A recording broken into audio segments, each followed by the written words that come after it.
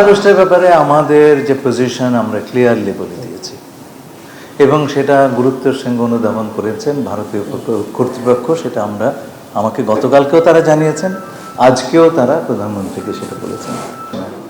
Mister ত্রিবেদীর সৌজন্য সাক্ষাৎ অনুষ্ঠিত হয়েছে। মাননীয় প্রধানমন্ত্রী ভারতীয় হাইকমিশনারকে বাংলাদেশে স্বাগত জানিয়েছেন। হাইকমিশনার মাননীয় প্রধানমন্ত্রীকে গত সপ্তাহগুলোতে বাংলাদেশে তার অভিজ্ঞতা সেটা তুলে ধরেছেন।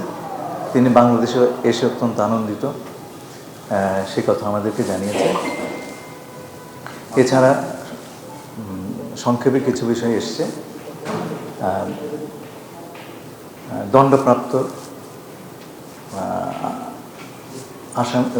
দণ্ডপ্রাপ্ত শেখ হাসিনার বাংলাদেশে প্রত্যর্পণ করার বিষয়টি উঠে এসছে এবং আমরা তাদেরকে বলেছি এই প্রত্যর্পণ প্রসেস ত্বরান্বিত করার জন্য। আমরা আশা করি ভারত এই ব্যাপারে পজিটিভলি সাড়া দেবে। এছাড়া শহীদ হাদির সাসপেক্টেড হত্যাকারীরা আপনারা জানেন ধরা পড়েছে। আমরা ভারত যে সমস্ত কাগজপত্র চেয়েছিল সব কিছু তাদের দিয়েছি। এই বিষয়টা এসছে আমাদের জন্য, এটা অত্যন্ত একটা সেন্সিটিভ বিষয় এবং আমরা বলেছি এই হত্যাকারীদেরকে যত দ্রুত সম্ভব আমাদের কাছে প্রত্যর্পণ করা।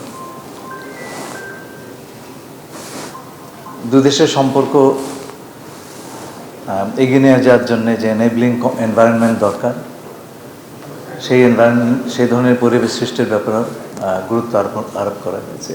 মোটা থেকে এই কোন প্রসঙ্গটি 5 আগস্টে শেখ হাসিনা 5 আগস্টের ব্যাপারে আমাদের যে পজিশন আমরা ক্লিয়ারলি বলে দিয়েছি এবং সেটা গুরুত্বের সঙ্গে অনুধাবন করেছেন ভারতীয় কর্তৃপক্ষ। সেটা আমাকে গতকালকেও তারা জানিয়েছেন, আজকেও তারা প্রধানমন্ত্রীকে সেটা বলেছেন। দেখুন, এখানে দুঃখ প্রকাশের ব্যাপার নয় তো। আপনার একটা জিনিস ভালো করে বুঝতে হবে কি হয়েছে জিনিসটা।